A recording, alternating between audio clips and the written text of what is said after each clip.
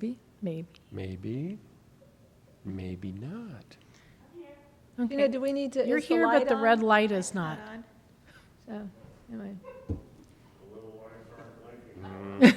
Can't talk till the light comes on. White. There. Yay, Okay. okay, very good. We're going to call the meeting to order. Welcome to the City of Washington Planning and Zoning Commission meeting for Monday, May 11th, 2020. If we can do roll call, please.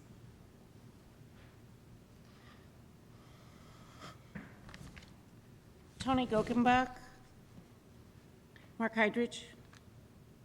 Mark Kleesner. Here. Mark Piantic. Here.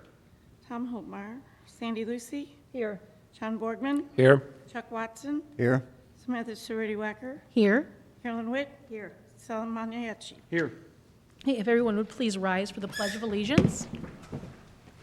I pledge allegiance to the flag of the United States of America and to the republic for which it stands, one nation, under God, indivisible, with liberty and justice for all.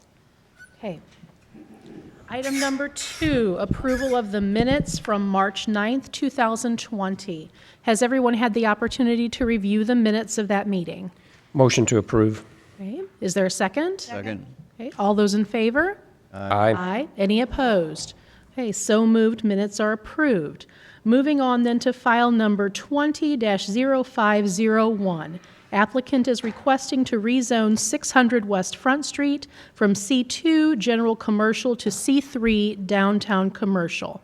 Sal, could you give the city's report? Yes, so thank you. So, like stated, the request is to rezone 600 West Front Street, which is more commonly known as Elijah McClain's, from C2 General Commercial to C3, which is our central business downtown district.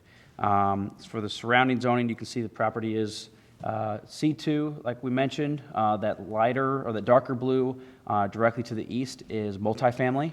Those are those apartments directly to the east, and then it's not convenient that it's a similar color, but that lighter blue to the further east where it's over Rhine River there, that is our C3 downtown commercial zoning district. So there's a couple differences between C2 and C3, but they don't necessarily come into what uses are permitted. Pretty much every commercial use that is listed in C2 is also permitted in C3. Why C3 is different is that it was designed and written for our downtown district, and that means that, one, it encourages and allows for mixed uses, so it's not just commercial or residential on one parcel. It encourages and allows the mixture of residential on the upper floor, commercial on the ground floor, that kind of thing, just like you'd see on Main and Elm and a lot of downtown buildings. Second is that it allows for zero lot lines, meaning you can build up to property lines. There's no setbacks in C3. And lastly is that there are no parking requirements in C3. The reason for that code that we have is because in our C3 downtown district, if we required every property owner to provide their own off-street parking, and when there's zero setbacks and there's buildings that go up to the property line, we would basically be encouraging and forcing people to tear down neighboring structures or buy up neighboring structures and tear them down to put up parking lots, which is obviously something we don't encourage in our downtown historic district. And so that was kind of the main purpose of that requirement of no parking in our C3 district. C2, however, is just like any other general commercial retail, requires parking to not create issues or burdens for surrounding property owners. In this particular case, the way, and you can see in my staff report, staff's opinion is that the existing zoning is the most appropriate, and we are recommending denial of the rezoning for a couple reasons. One is that we think, given the historical use of it, the existing use of it, not just the wedding venue, restaurant, and now the hotel, we think all of those uses fit well within the C2, there's not been a request for a long-term residential use. If they wanted to do some type of short-term lodging or something, that actually would be permitted, which is also kind of, could be like a hotel, but a bed and breakfast, an Airbnb kind of thing is permitted in C2. So we don't see the need in that regard for widening the uses that are needed. And the second reason being is that the surrounding properties to the south and to the west, as you can see, are largely single-family residential. That zoning designation there is actually R2 overlay, meaning that it allows single-family and two-family. That's the highest maximum density we allow in that district. So there are some two-families there if you go up down Johnson and Main, where Elijah McClain's does have an access point there on Johnson. That is widely single-family residential, and there was already existing concern for parking. There has been parking calculations done when they got their occupancy. The owners and applicants submitted parking calculations and based on square footage of use, and they met the requirement, and so there was no reason to ask them to add any parking. However, if there is any additional square footage added to the building, whether it be a permanent tent or actual addition to the building, they would have to provide more parking. And given that it's already been an issue next to that single-family residential, we feel going to C3 would open up the door for it to be more of a concern to the neighborhood. We understand that the building's been there, the original building's been there just as long as a lot of these homes. It is a very historic home. It's a historic business that we don't want to discourage the use of. But in my opinion, the difference is when you look at, residential next to commercial downtown, when you're actually closer and in that zero lot line on Main and Elm or on in the actual downtown district, is that those residences understand that there's going to be parking on the street, there's going to be events, there's going to be a little bit higher density. In this regard, I think the residential next door has always historically been single family, two family, and upzoning this to bring this property into the downtown district would detriment the surrounding properties in a way that we don't think is fair. And then lastly, I know this is blurry. I was having trouble finding one that wasn't scanned in. I'm sorry, the laser pointer's up there. You can have to use my cursor. So this is our future land use map in our comprehensive plan. Everything that is dark blue is considered designated in the future for mixed use. So up and down Jefferson, up and down Fifth Street, and you can see all of downtown. And then this is actually Elijah McClain's right. Yeah, sorry, my cursor's not showing up, but Elijah McClain's is that larger red piece. If you see that on Front Street, that is Elijah McClain's, and there's actually a little bit of a gap there. So where Ryan River's at, that is mixed use in the future land use map. But I just wanted to point that out, that our comprehensive plan does actually kind of designate where we think the appropriate extent is of our downtown, if you want to call it downtown district, or if you want to consider it our mixed use district. Because I get it's hard to draw a boundary on exactly what is downtown. At what point do you cross a block or you're not downtown anymore? But in this case, for mixed uses, and I would say in the future, if people were to request a rezoning to C3 and want to say, hey, we would like to be in this downtown district, this is what I would lean back on, because this is a comprehensive plan that we have adopted. So if it's part of this district, then I think there's good reasoning to believe that it should be mixed use and in that C3. But in this case, it's very close, but it is designated general commercial only by the comprehensive plan. So. Any questions or comments for Sal by board members? Well, Sal, don't you think one of the reasons that the C2, which is currently downtown, or C3 is downtown. C3 downtown, I mean, we have numerous parking lots throughout downtown, so if there's, an overflow of parking or stuff like that, there's already designated parking lots down there for patrons to go to. Correct, yeah, and I think things that's like that. And I think part of that's C3. probably part of the agreement of why that was, why it's appropriate to have that designation. Because the city provides parking, correct. Yes, there's parking, all over downtown, on a lot of corners. So there's always ample parking for events and things like that. You may have to walk a little farther, but you're still on a lot somewhere and Correct. not in a residential district. Correct. Other questions or comments for Sal? Sal, is there parking on Front Street in front of there allowed? There is not. I didn't think it was. I No wasn't parking sure. there. Okay. Okay. Any other questions or comments for Sal from board members? Okay, is there anyone in the audience that would like to speak on this matter? Okay, we have someone approaching first. We'll. Okay, well, ma'am, could you have a seat, please? There was someone that got up to speak before you. Everyone will get to speak, I promise. We're just going to try to take everybody in an orderly fashion.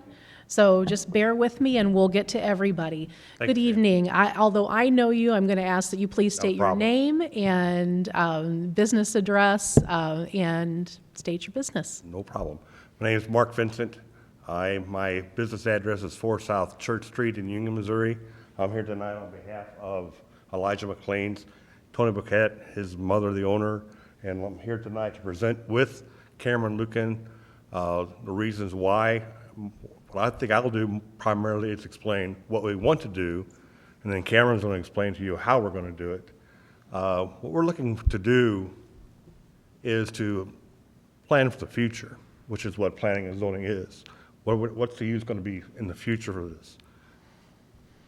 Tony has a situation, Elijah has a situation now where the tent that he has is used for banquets and weddings, but that can only be up 6 months per year.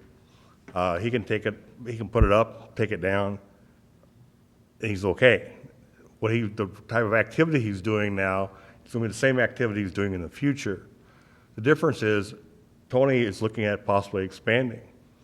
And if it expands, as Mr. Magnacci pointed out, that's going to require additional parking. What we want to have is a plan where we don't impact the historic presence of this building and this lot. We don't impact the environment, and we don't impact the enjoyment of the neighborhood for those folks who live around it. I am aware of the fact that there's been one complaint by neighbors on the parking requirement. I attended the meetings on that on behalf of Elijah. But as a token of what we're really hearing about tonight, we have absolutely no problem with the city passing an ordinance creating either no parking on Johnson and Main Street in the vicinity west of Elijah's, or making it for residential parking only for those in the area. None. We have other parking plans. And Sandy, I'm glad you brought up the public parking. There is no reason why Elijah's cannot use the same parking that Driftwood and Sugar Fire and everybody else does. And no one is going to park down on Front Street and walk up that hill in high heels. I'm not going to do it in my high heels. But we need to have other plans, and there are plans, and Cameron will be presenting those to you. And Sal, I'm sorry, I looked and I couldn't find where the business district ends and where it starts. I didn't see it in your ordinances. I didn't see where that was delineated. I saw the Historic Preservation District clearly marked off, and this is it within the Historic Preservation District. And we want to preserve the historic nature of this property. To do additional parking, we would disrupt that historic presence. We would have to take out the lawns, which we could do if we had to. We could take out, we'd have to take out the bluff and some of the buffers that are there presently. We don't want to do that.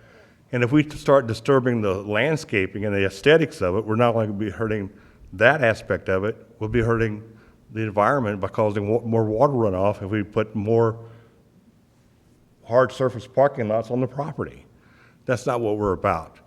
We're here, like I said, we're here to the competitive disadvantage that Tony's facing.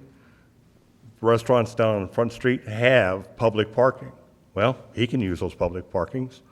And in fact, I think if I'm not mistaken, that might be the city having that with a lease with some folks that they leased the property from and then improved it. There's more to the west that the same thing could be done.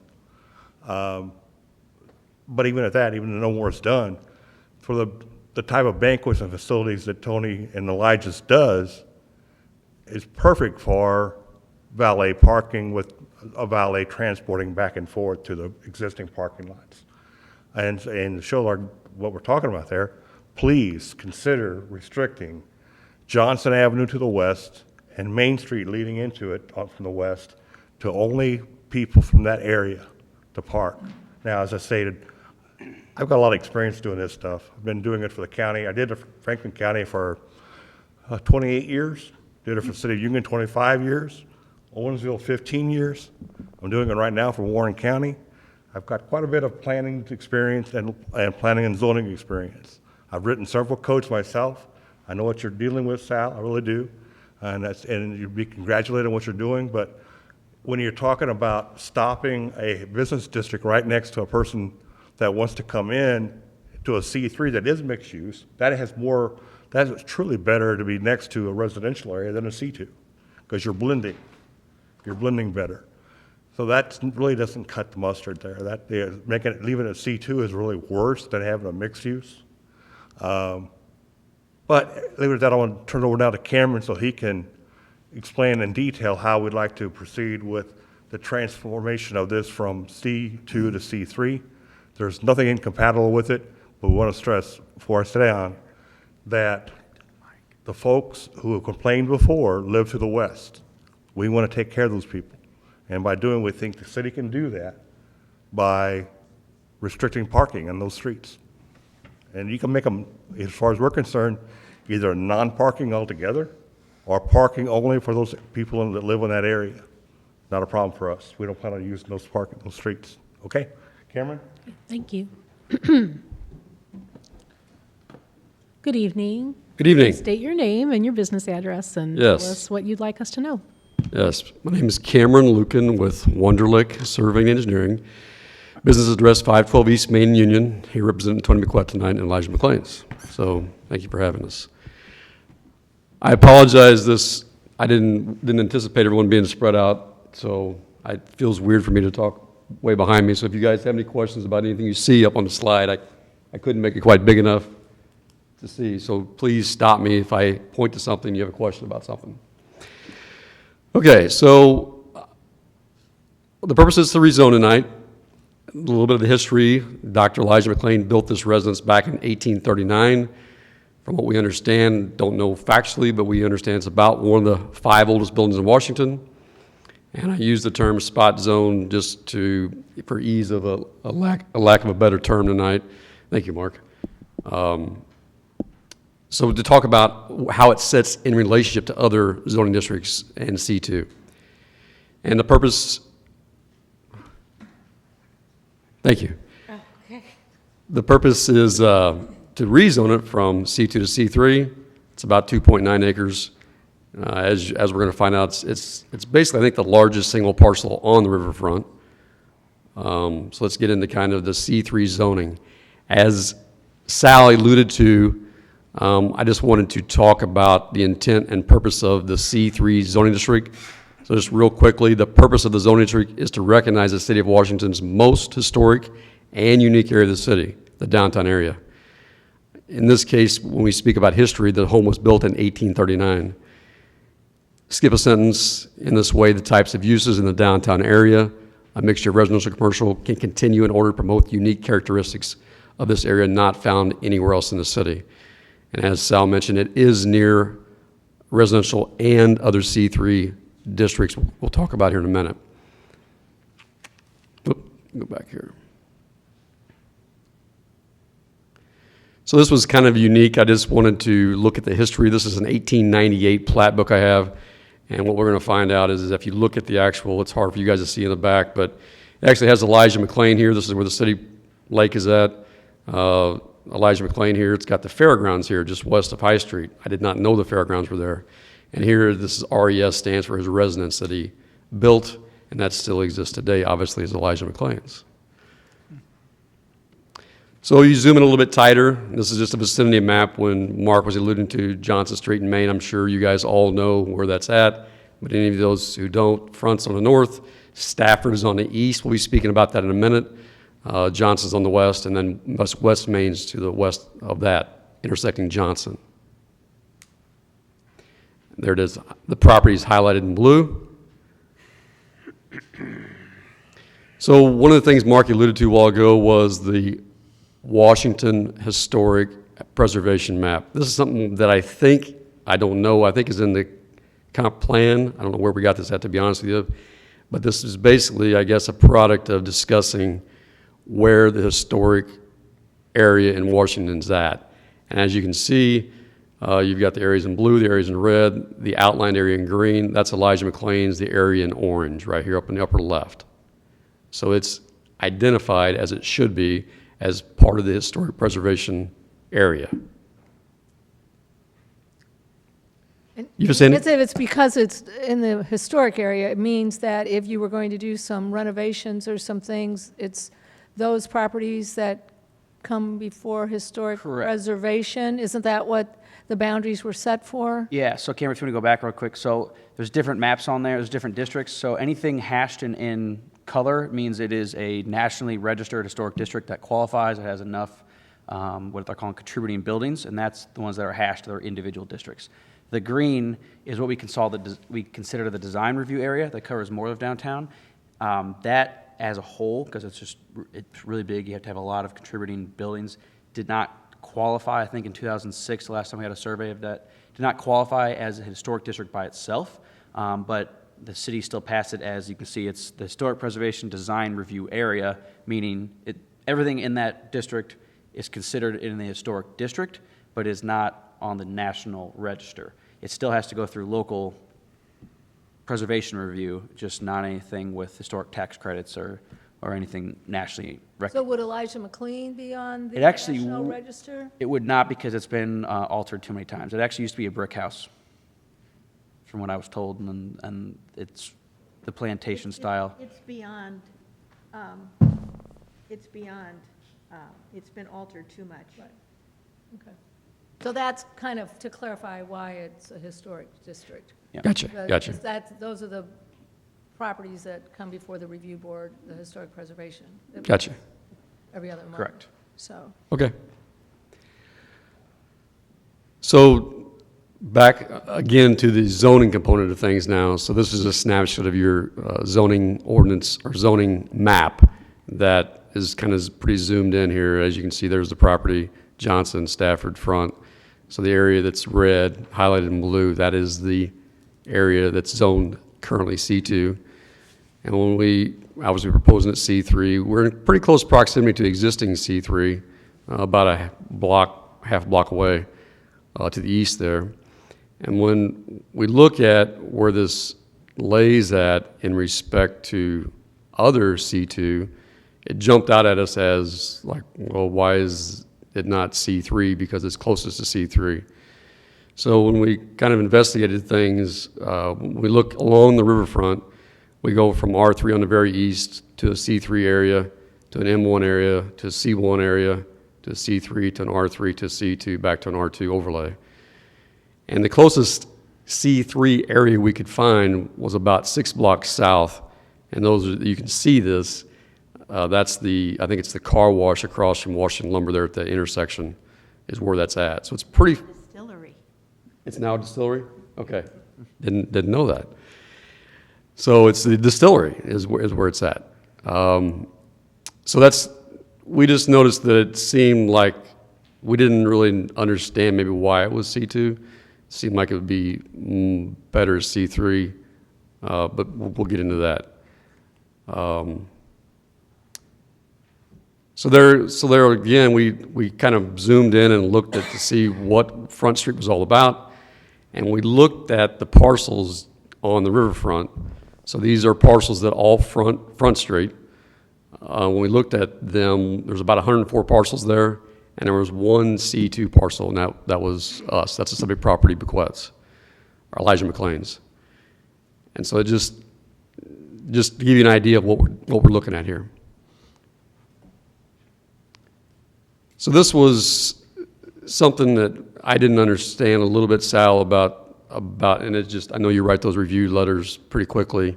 This was a downtown Washington conservation map, and in your letter you mentioned something about the downtown, but nevertheless, this is a redevelopment project area is what this is, and I just wanted to point out that this is Elijah McLean's, and it is identified on here. I think it's RPA 5. As well as this is the shoe factory. Correct. So I think both those properties are classified the same as a redevelopment project area. Correct. Basically, so in 2000, this was created, all those districts were designated in 2007 when we created our first TIF. And as part of that study, it was, PJV was asked to identify what other districts could be possibly activated as TIFs in the future. So obviously, only 3 of those, Front Street, Rhine River, and downtown, are the 3 active, and then the other RPAs are inactive TIF districts, basically. Gotcha. Okay, thanks for that explanation. So I guess what I was trying to understand is that this is a unique property that is historical, that is downtown. I guess I was trying to tie all that together, and we'll get into the situation with this here in a minute. I just want to throw this slide in there for right now. So in that, part of what we're discussing tonight is that we're going from a temporary tent, looking at trying to put up a permanent pavilion.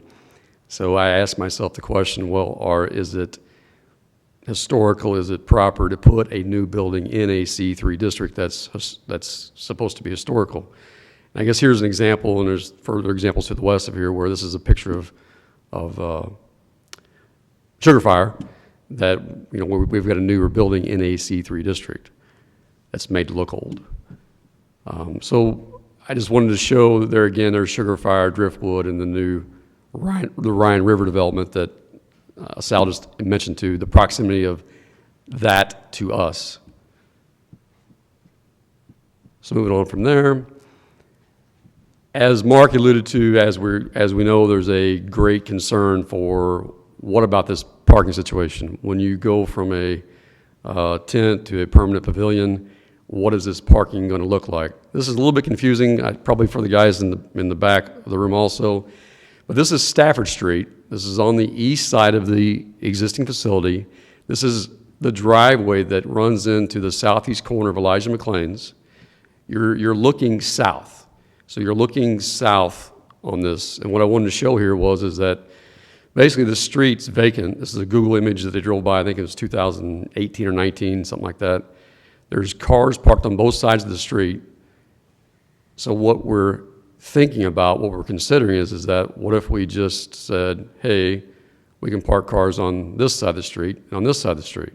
So that's Stafford Street. So the pavilion would be up here to the left behind this buffer of trees. And we would propose what does parallel parking look like up and down Stafford Street? So what that looks like is when you look at Elijah McLean's here on the upper left, the pavilion would be here. And it's hard to see, I know, for guys in the back, but these yellow dashes, those are parallel parking spaces that meet city code. I think they're 9 by 19. Yeah, 9 by 22, I'm sorry. And so we looked at that, not going all the way to the intersection here, just stopping at basically the driveway. So from the driveway north, there's 31 spaces there that could be marked out. That's a pretty significant amount of spaces in that location on a public street that could just be paint. We looked also... Cameron. Yes. Excuse me real quick. So what would be the width then? What would be the width then between the parallel parking? Right. So... Sorry if I'm jumping ahead. You No, probably you're can fine. answer that. You're fine, Mark. So I don't know exactly, Mark. I haven't measured it, but I guess what I'm saying is that, let me go back to this. When you look at that camper there, when you look at the car here, there looks like there's ample room, but I don't know for sure what it is. Exact, yeah. I'm sure that's not a 35-foot street. I don't think so. Stan? Yeah, I would say probably 28, if that. I don't think it's that narrow. And we could get into that. I would like to know that before I would approve anything, Sal, what that parking, do we have any way we can find that out? Well, we'll get to that too. Tonight, we couldn't even do this is just, they've I just asked for understand. rezoning so far. We couldn't even approve a parking agreement. Correct. That would have to be done. That's my only concern, Board of because Stafford Street is a major north-south arterial coming off of 3rd and 2nd. Even though there's nothing really built along it, it is a good access to get to those other arterial streets. Okay. Well, and I want Cameron to finish, but I think even Board of Adjustment would have to approve the no parking, the lack of off-street parking, and then council would have to approve the on-street parking, if that makes sense. In a C2, but not a C3. Correct. Because if Board of Adjustment has to approve a variance for off-street parking. Sure, in a C2, but not a C3. Correct. Yeah. Okay. Go ahead. Okay. No, that's fine. No, that's fine. I don't care. It's better to have the questions throughout so we can flip back and forth. Okay. So This is Stafford Street looking north again. That's towards the intersection, so that it's hard to see, I know, but this is Front Street down in the, on the north side. Cameron? Yes. And then what is elevation difference between, no, just the one you just flipped to, right there. Okay, so what's the elevation difference? You've got that drive, like you say, is coming back from the south. Yes. Part Yes. there. Yes.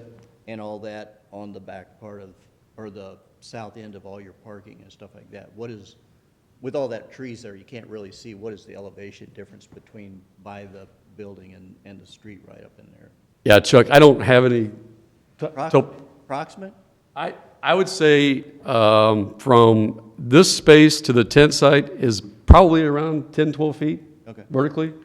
This is going to be approaching 30 to 40 feet Right. on the north side. Okay. So it's pretty steep. But as Mark alluded to, it's a situation where these patrons here would most likely, Tony would mark it, sign it, make sure that the point of entry, if this was, he would want a presence point of entry to where it's properly to come in. So to answer your question, Chuck, there'd be a sign here to walk around that way if they walked up Stafford Street.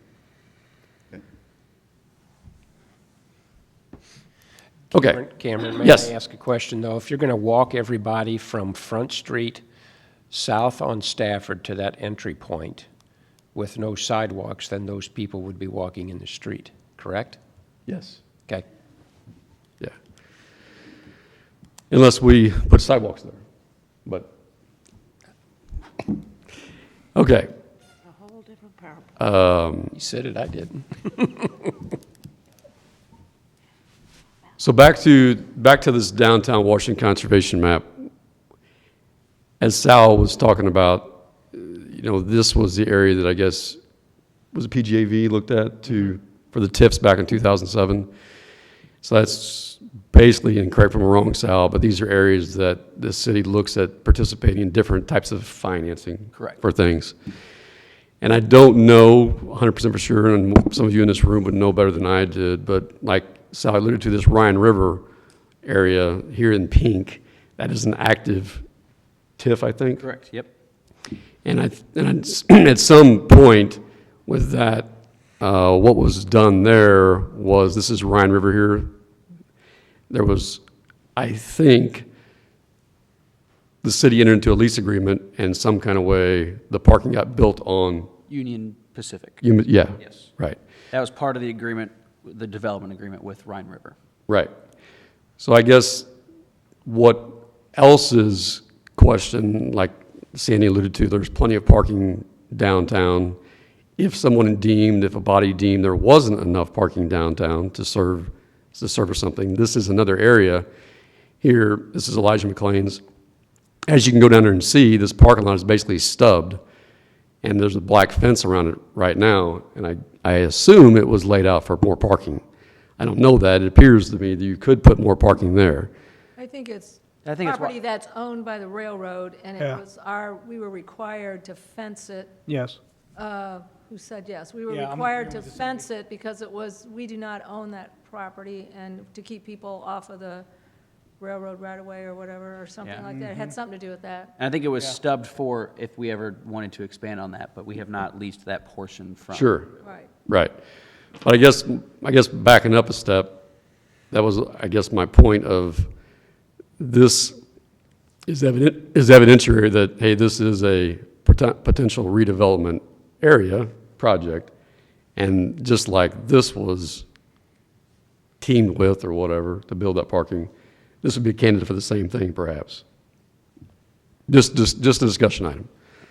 So I guess my point is that if it was deemed that this pavilion would generate or warrant a lot of parking, then you could compile that with the parking on Stafford and this additional 30 spaces there and arrange signage or however point of entry would be to Elijah McLean's. I guess what I'm just saying is that if you go back to what Vincent said about if you did want to limit by ordinance, the parking on Johnson and Main and basically say, hey, you can't park on the west side, force everybody to the east side, there's ample place to do it on Stafford and also this potential area there. So there's about 60 to 60 plus spaces on that side, potentially.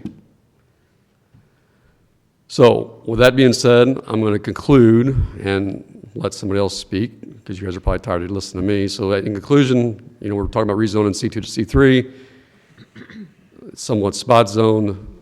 It is a historical building, meaning the C3, there are newer buildings located in C3.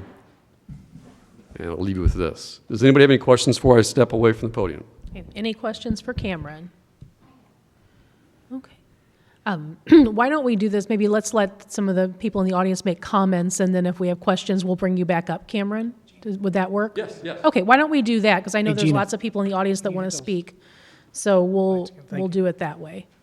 So don't go too far, Cameron. I will not. Okay. Would anyone else in the audience like to speak? Okay. Coming up, Good please. evening. Good evening. Sean Mayall, 23 Town and Country Drive, Washington, and I'm here on behalf of Elijah's.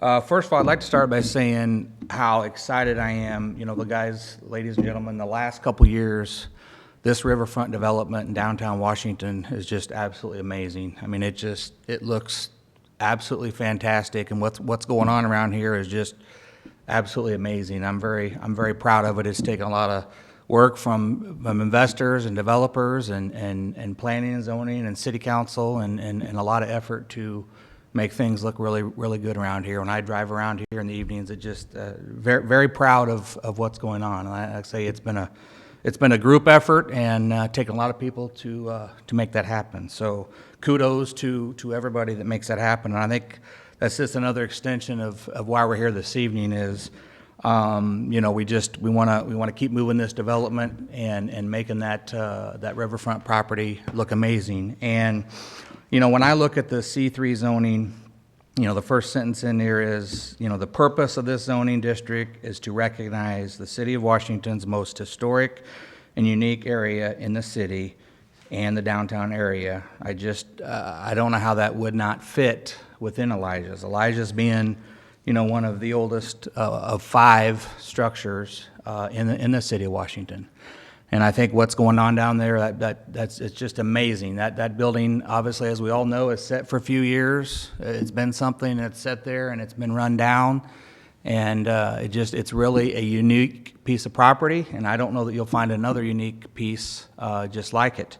Cameron, can you switch to 13? I want to hit on a couple very important slides. You got the boats, right? Okay. Let me see if I know how to operate this here. I'll let you operate it. Okay. And I think what's the most absolutely important is, and that's the Stafford Street parking. And I don't know if anybody drives down Stafford Street that often from 3rd to Front Street. But that Stafford Street is pretty well a ghost town. I've driven down there multiple times the last several days. And from that driveway that leads up to Elijah's, there is 0 parking. It almost looks like an abandoned street. And I know we need to get clarified, on the width of that street and everything. But I think what a great area. I mean, downtown area would love to have more street parking like that if we could, come up with some. But I just think that's an area that would be excellent for retaining an additional 30 some odd spots, but it's just there's nothing being used down there. Actually, to be honest, the trees are kind of grown up, in, and it's just not taken real good care of. So I think that would be an area that could really be cleaned up and really be utilized. So, and I think if we solve the problem on Johnson Street, totally understand. If I lived in those homes, I would be definitely interested in who's going to be parking out in front of my home. But we have just an excellent piece of property here, an excellent opportunity. And I think, working with the city of Washington on maybe some additional parking down front. I mean, that was done for other developers. I think it was probably a coalition of working together. But I think those projects were done, with the city of Washington to create additional parking places. And I know there has to be some exceptions, guys, and there has been exceptions for when developers come into our town, and we have to work together. We got to find a common ground, and I think there is a little bit of room for working together on these projects. And, you know, if we do it for some developers, we need to look at it equally for all developers. I'm just very thankful, especially in our economy right now, and obviously we all know what we've been through the last 10 weeks. Something unbelievable that we have developers and we have investors that are willing to invest in our community. And I just think this progress, you know, this property and this piece makes a lot of sense for the rezoning to C3. And I don't, you know, we look around on there and there's no other C2 around that property. So I just think with all the facts that we're looking at and somebody willing to invest in our community and make it a better place, with putting some restrictions and working together is a great idea. So I thank you for your time. Sean, before you leave, what is this might be going to Cameron, on that west side of Stafford there, towards Elijah's, how much width is there off-street that you couldn't put off-street parking of some sort? Is there any, through anything like that? I've already talked to Tony about that, Mark. What we are even willing to do, and I understand John's concerns, we've talked about different scenarios of what could be done to improve that street for parking. We are willing to donate, and that's very valuable land that Tony paid for. We're willing to donate some of that land to the city of Washington to make that street wider if that city were to be interested in entering into a development agreement. That would be beneficial for a lot of people. And I'm not sure now how much would be needed, but we have, I think, sufficient land there. And that's a pretty good hunk of change that you're being donated. If we go to the west side of Stafford, to the east of Elijah's along that strip, to give 5-7 feet of land along there to make it. Well, that's what I'm saying. You'll get 16, if that's 31 spots, you get 15, 16 spots there. Yeah. On that side. Yeah, but we're willing to do that through a development agreement. So to make sure that everybody understands that clearly. While I'm here, Sean, I'll steal a little bit more of your thunder in your time. The current zoning, they could park there now, but we've not done so. I've talked to Tony and other people at Elijah's enough that we understand the concerns on Main Street in Johnson. We're not unsympathetic to that. This is a solution. And the city and Elijah's working together is even a better solution. And if we're willing to throw the land in, that could solve the sidewalk and the parking problem. So anyway. Is there anything further that you wanted to add, Sean? Okay. So is there anyone else that wants to speak on this matter? Okay, please come forward. Please state your name Understall, and address. 701 West Main, which is just across the fence from Elijah's. I certainly appreciate all the effort that the developers have put into the ideas of parking. Mr. Vincent just said, you know, they could be parking there now. I guess I'd like you to consider why they're not. You know, it is, you know, 30-foot, 40-foot of elevation for them to trot all the way down Stafford Street and then go up, I guess, the driveway or however they're going to get up there. I could see where if it was valet parking or some kind of, you know, if you had a trolley when you had an event, you could make that work, but I don't know how you control that with zoning. My fear is once you make a change in zoning, you're opening yourself up for whatever the zoning allows, and it's hard to hold people to, you know, maybe what they've said they would do. The parking, like I said, I do think some thought and some effort has been put into that as a consideration, but the other consideration with the proposed change to C3 that concerns me somewhat, being, you know, sharing a property line there, is the zero setback lines in the downtown district. You know, and you know, would they want to build right up to the property line? Well, they might. Again, these property owners might not want to. But God forbid something would happen to Elijah's, you know, it burns down or whatever. Now are we going to have, you know, condos built right up to the sidewalk on Front Street you know, when it's really, you know, you've got that downtown, but would this be the logical place to continue that kind of a development? It is, you know, you could say it's spot zoning, but, you know, several of the speakers have said this is a unique property. So it's a unique property. So I don't know that you throw it in with the downtown district when you've really admitted that it's unique, so. Okay, thank you. Thank you, Tim. Is there anyone else that would like to speak from the audience? Please come forward.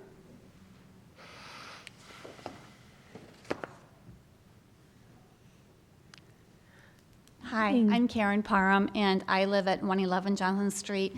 And my home is almost 100 years old. It's built in 1920, and I take great pride in it. I know the whole history. Everybody lived there, and if you look at my home, it is prestigious. I mean, it is manicured. The lawn is, the flowers are. I keep everything up. I take great pride. I've lived there 29 years. I'm never going to move until they have to wheel me out of the house.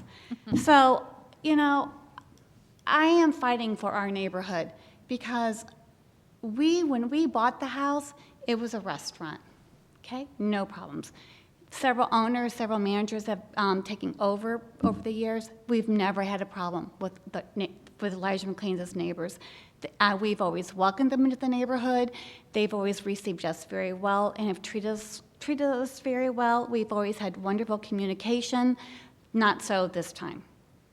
So I question the promise that we could protect parking on Johnson Street in Maine, because that's what we had fought before, and I couldn't even communicate with the people from Elijah McLean's. They wouldn't even listen until we took further action. So my concern is, how do I trust them? You know, how are we going to actually, if it would go downtown commercial, and we would restrict parking on Johnson Street only for residents, how is that going to be enforced? With the gate open, people are going to park on Johnson Street and Main Street, and the traffic is going to come through. So the parking is an issue, which we've already kind of addressed all that. My other concern is, well, right now, when they do have the tent up, and there hasn't been many gatherings due to the virus and due to them probably getting started last year and things like that, but when they have had a couple large events, I have hesitated on calling. I have not called yet, but I will call from now on. If I hear the bass in my living room, my living room is right there on Johnson Street, that's where I sit and watch TV. That's where I relax in the evening. And when my windows close and the AC or the furnace running, I can hear the boom, boom, boom of the bass through the tent. So I don't mind hearing talking, like when they have the hotel people, I can hear they're outside on their balcony and they're talking, that's fine. Music, that's, you know, talking music is kind of okay. But when it's loud and the bass is vibrating in my home, I don't know what else I'm supposed to do. And so I'm wondering, what are their plans with having a permanent pavilion, I believe I heard you guys mentioned? Or a tent going up? Are you going to have activities every weekend, all the time? How often, how late? You know, what are you guys going to do about the noise barrier? Because that is concerning. Because I do know that the people down on Johnson Street, several houses down, I guess I shouldn't say their names, but I know they live about 6 houses down. They can hear the bass in their house too. So that's my concern. And what else? Gate close. How are we going to enforce parking? 31 spaces. 31 parking spaces. That can accommodate realistically 2 people drive to a car. 1 to 2 people. Rarely more than 2 people are in a car. So that's 62 people, okay? So, and I am concerned what's gonna happen later if these people leave and someone else buys the place, what else could happen? I guess that's about it. Did I make myself, Hey, thank you. Thank you. Thank you. And Anyone else? Oh, go ahead. Well, I do want to address just a little bit that for the noise, I mean, the pavilion, if it's requested, we have not seen any building permits, or if the tent wants to become permanent over the 180 days, which is what the building code requires, that is actually, it's permitted in either zone district. We have a nuisance ordinance it covers every zone district. And so that, approving it to C3 or not would not deter them from either putting the pavilion or the tent. It's to get the building permit to do that, they have to prove they're going to have enough parking. So I just want to make that clear that we can't really, the nuisance ordinance, which is enforced by the police, is what would have to address sound and that kind of thing. Okay. So anyone else in the audience that would like to speak? Come on up, please. My name is Sarah Marquardt. I live at 701 West 2nd Street, which is on the corner of 2nd and Johnson.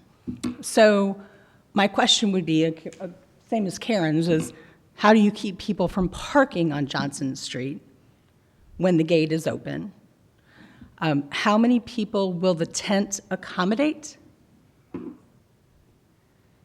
Okay, and That's we'll a question. let the developer So address the question is those how many two. people the tent will accommodate, because there's not, those 31 places plus the current existing parking lot probably will not, that still probably won't be enough parking places for the tent inside the new 31 on Stafford Street. Again, Stafford Street, the incline in Stafford, walking that way.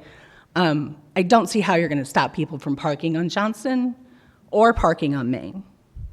And then additionally, and I realize that this doesn't have much to do with this, but now with the new apartment complex across the street from my house and this proposal, I'm in a parking lot. So I just wanted to voice my opinion on parking. Okay, thank you. Is there anyone else in the audience that would like to speak? You can come on back up and, But I would like to thank everybody for listening tonight. This is kind of unique for me being on this side instead of being on that side, but it's kind of fun. What we have here is a situation that Elijah's already has the right to do what they're doing. We know that. Sal's expressed that very, very well. And as difficult as it may be, they have the right now to park on Stafford Street. They have the right to park in front of Sugar Fire if they want to. I mean, that's all places where they can park. What we're talking about, a lot of things here tonight, is business decisions. And those have nothing to do with zoning. You know, if Tony thinks that people don't want to walk up a given grade, he can provide either a trolley or valet parking, or take his chances and maybe be in business a year from now, or maybe not. That's his call to make. Cameraman pointed out several times, I have no idea, and I asked him how this got to be Zone C2 to begin with.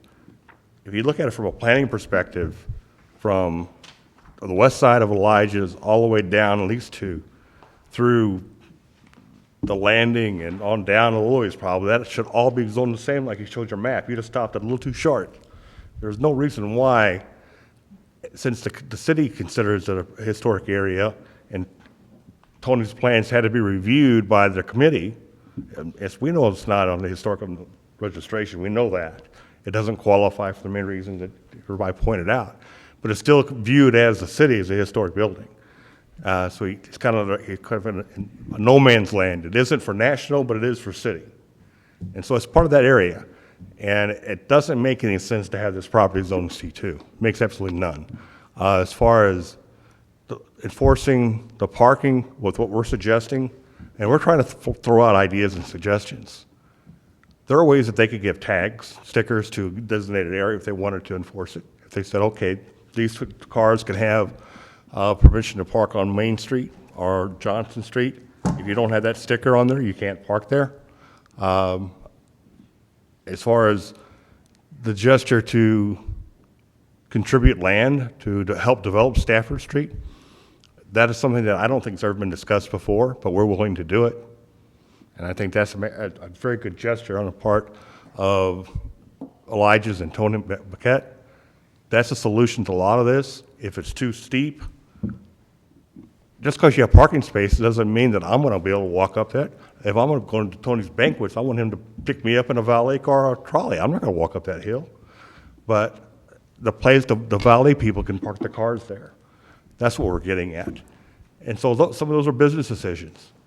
We'd like to remind people that we're still looking at the free use of land. It can be restricted by zoning, but it has to be reasonably restricted by zoning. And so we're asking tonight to consider our request. Cameron's had a good presentation with regard to the slides. I can't do those. I'm too old for that crap. But as far as how this would be developed, we're trying to consider everything around us. I thank you for your time and attention tonight.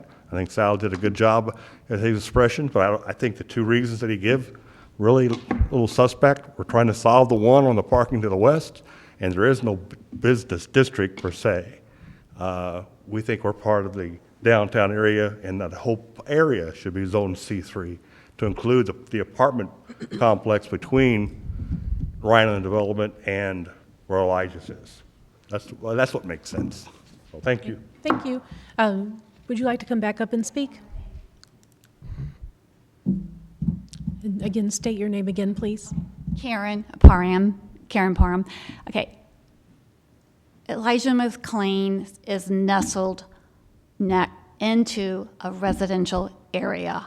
We are all residential to whatever side that is, west side. We're residential. We're not commercial. We want to protect our homes and keep it residential, not downtown commercial. We're not downtown. So please take that into consideration. Thank you. Okay, thank you. Is there anyone else that would like to speak? Okay. Here. Yes. I think it's time for board members to have discussion if there's no one else in the audience that would like to speak. Okay. Well, I would like to speak because I have another hat. I'm on the Historic Preservation Commission. So this is a zoning that I know best than any other zoning we ever faced, because that's what we deal with. And first of all, the existing historic district has nothing to do with zoning at all. It has to do with the age of things and the idea of being old. It's not a zoning issue, is it? Anywhere that there are, our review district, doesn't matter what's zoning, whether it's residential, multifamily. Our historic districts can cover different zone districts, so it's Yes. two different. So the assumption that C3 should be every historic building, or in this case, in this historic building, is not what it's meant to be. It's not a guarantee of anything being historic, and being C3 is not. It's not an assumption that you can assume it's supposed to be that way. C3 was for high-density historic area, which I think Sal covered very clearly. I'm not going to go over again, but high-density historic area. It's not necessarily just for a building. The existing historic district, as I said, has more zoning than just C3. I have no problem with all of these wonderful changes they've talked about, the various parking. I think initially we had talked about, it may have gone back to when I was on the council, expanding that downtown parking. But believe me, dealing with the railroad is not a fun thing. But I mean, we've accomplished that. It should be easier maybe the next time. But I think that was in the plan, that it could be expanded. So I see nothing wrong with these plans. I think it's terrific, but you don't need C3 zoning to do that. You can do that under your C2 zoning. You are not, okay, you're only a block off historic, the downtown area. That's true, but that's a buffer. I mean, that you're not next to an existing C3. C3 is designated, again, I hate to specify high-density urban area. That's exactly what our downtown is. Elijah McClain's has lots of property. High density is not its problem. So I personally, representing the historic preservation, I do not see C3 zoning as necessary at this time with this property. Any other? I was a very admirable presentation, and as I said, I think some of the changes are very good, but I cannot support this, looking at it from a historic preservation standpoint and what that zoning was designated to be. I feel like this is misuse of this zoning. Is there any other discussion by board members? Yes, John? Madam Chairman, we've talked about parking spaces, but I have yet to see a number that C2 would require them to have if they added the tent as a permanent structure. Do we have the answer to that? So that's what I was looking up. We don't know what they're adding. So it's one space for every 50 square feet of banquet area. One space for how many? Every 50 square feet of banquet area, so of reception area. So until we see a building plan, there's no way to know exactly what's required. So, They meet it currently with the current building, but the tent would put it over. so they meet it with the current building, C2, Correct. everything, okay? I think there's been some wonderful discussions and options laid out here tonight. I'm kind of like Carolyn. I really don't see the need to change it to C3, where they could pretty much do whatever they want without getting more approvals and working through some of these options. I'm not necessarily a fan of parking on Stafford Street the way the street currently is, but if they would be willing to widen the easement or whatever has to happen there between the city and all that to put sidewalk and parking there, I wouldn't have a problem with that. We still need to maintain it as a city street. We got into parking discussions when we did the other at the shoe factory building. There was a lot of discussion that night about parking over there too. I would not be in favor of restricting parking to residents only on Main and Johnson because you can't enforce it. And I would not be in favor of doing anything there. We need to do the parking. If they're going to require more parking, it has to be either on Stafford Street or work out some amicable agreement on Front Street like we did with the Rhine River project. So, you know, at this point, they want to do something, but we don't really have a plan. I don't think everybody's come together with a good plan to come up with a reason to justify the rezoning at this point. And I just wanted to, those are my questions that I would have to have answered before I would agree to change it. Well, I'm kind of wondering, should we be looking at C4 so that we have a plan and a layout where all this is going to be, what Well, I was size the thinking that building is same going to thing, be? Sandy. You know, C4 would tell us, I mean, right now, we've heard there's going to be a building and they'll need more parking, but we don't know what the building We don't have any size, information. so we can't verify how much.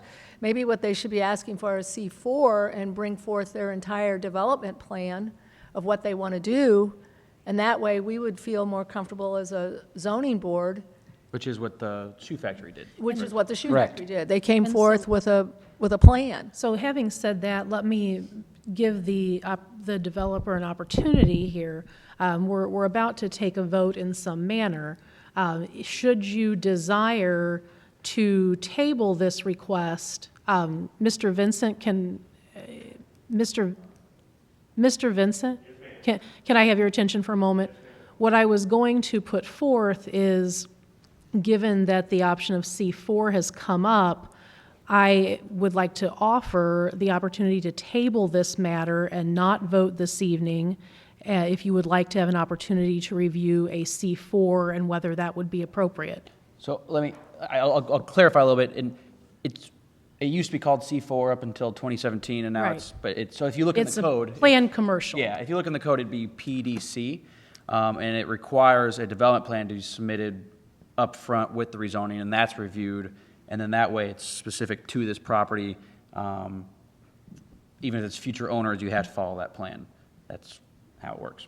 Yes, I'm sorry, I had the wrong name. No, That's it's what all it right. was called. We've only had 2 requests since we've gotten it. Carolyn, has Elijah McLean's come before the Historic Preservation Board for all the renovations that Yes, they've they done have. so Yes, they far? have. When they did the addition with the Airbnb, they did come before us, and there was no problem. We had no problem Right, I approving just wanted that. to see if that's it then. So it is in, as mentioned by Sal, it is in the design review area. Okay. And, you know, we're not anti-business, it's just this situation. Okay. So Well, I want to make sure so that Carolyn understands something. I realize that the Historic Preservation District and zoning are not synonymous. If that was the understanding you got, that was not It was intended. very, it was Well, not for me, misleading. It sounded was it? like, well, whatever, it sounded like Not for me, it wasn't. this should have been, yeah. No, it has nothing to do with that. One thing it was trying to do is, I looked for a delineation of the downtown business district, as Sal mentioned in his letter, said that we were not in that, within that, and I couldn't find that. So the only thing I had to refer it to was some other district. No, it's not, there is no per se boundary around the downtown business district. It doesn't exist. So that's just an arbitrary word that you used in your letter. It's basically the district, the boundary of the downtown district is the zoning, what's ever in the zoning district. So- That's right, but there is one. There is Right. not one. I mean, it's just as far as whatever is zoned, that's the edge of that district. So Wait a I minute, guess, again, that makes no sense. so coming Well, back the to other my, district is the historic district. Yeah. We have the historic district outlined, but the zoning district, You had the historic district outline, that's what I was saying, it was a matter of reference. There is no downtown business district outline. You have, and in that historic area, you have brand-new buildings. yeah. You have lots of them. So- so coming back, Yes. did the developer want to ask to table this to Oh, no, consider no, C4? we think that. Okay. We I think mean, that that's fine. C4 is of no benefit to, he can do everything that he's asking, offered to do tonight. We can park on Stafford Street right now, we can park on Johnson Street right now, we can park on Main Street right now, we can have a tent up 6 months out of the year. We were just trying to do something that everybody could plan in the long run. If the city's not interested in discussing a development agreement that would encompass improvements to Stafford Street, that's fine, and that's the city's right to do. If you guys don't want to improve Stafford Street, that's fine. Well, that's not our call to I don't- make.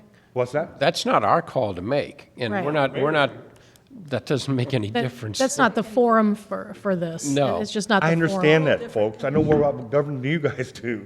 My point of it is, if the city is willing to do it, have somebody contact me, fine. But we're not gonna, we have no desire to do C4. Okay. None. We'll take our chances other ways. We can do everything that we're asking to do tonight. We could do it with valet parking. There are ways that we try to make solutions. That's fine. This is not a conditional use permit or a board of adjustment topic. This is a rezoning from a spot zoned area to someplace that's more cohesive with the zoning in the area that exists. So we'll see what happens. Okay? Okay. Thank you. Okay. Any further discussion by board members? Now, Sal, I believe that street is 35 foot. The Stafford Street is 35 foot. So if that's the case, is that enough parking in, right, John? Yes, As long as it's got 26-foot. as long as they got, Clear. if it's 35 foot back of curb, that's no different than any other street where we allow parking on both sides now. Correct. Okay, and John, you mentioned about sidewalks and stuff as well. You know,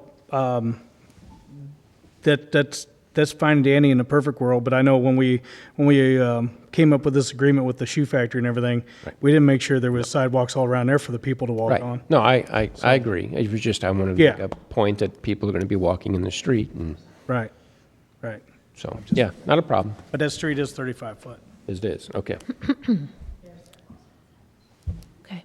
So any further discussion by board members? Okay. If not, I will entertain a motion. I will not be voting on this matter, but I will entertain a motion. Motion to deny. Okay, is there a second? Second? Okay. All those in favor of denial of the request? Aye. Nay. Any okay, who's opposed to the denial? Can we just do a roll call vote? Sorry. Yes, let's do a roll call, please. Mark Hydrich, Nay. Mark Kleesner. Now, you got to No, remember. hold on. Okay, so Now, let's what are be we let's calling be this on clear. my, Okay. that I opposed it? Okay, the motion is to deny the zoning. Correct. So if you're saying no, you mean you don't want to deny it. If you're saying yes, you want to deny Deny, it. Right. correct. Nay. Okay. Mark Kleesner. No, deny. Sandy Lucy, Yes. John Boardman, Yes. Chuck Watson, Yes. Carolyn Witt, Yes. yeses have it. Okay. So moved. So this is scheduled to go to city council a week from today, so the 18th, yes. And it'll be at 7 o'clock in this room, so. There may be other items on that agenda, so what we'll do is whenever, we'll have people wait in the parking lot, and we'll tell people when this item is on the agenda, and we'll let people come in and do the same thing, so. Okay. Okay, that's the last of our items. Do we have any other agenda items? Nope. Okay. Locust and A3 development, that, it'll be a planned residential for that joint agreement, that, the joint development that the city is working with McBride on that workforce housing. They have said they're going to get it on the June agenda, Okay. so. Okay. If there's no further business, I'll entertain a final motion. Motion to adjourn? Second? All those in favor? Aye. Okay, meeting adjourned. Thank you very much.